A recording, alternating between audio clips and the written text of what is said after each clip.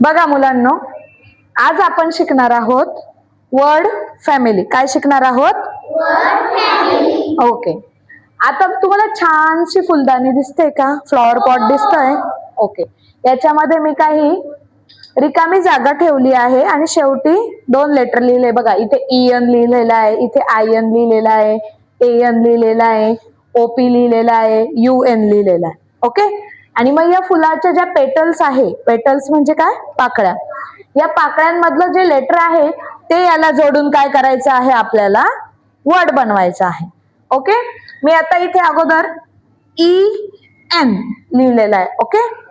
आता मी याला हा D जोडणार आहे. तुम्ही वाचायचं आहे. हा करा तर, वाचा तर. काय हा शब्द? Very good, day. नेक्स्ट सांगा. TE. Very good.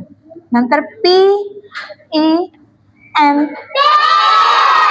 समजलं काय करायचंय ते? अजून करायचं? MEN.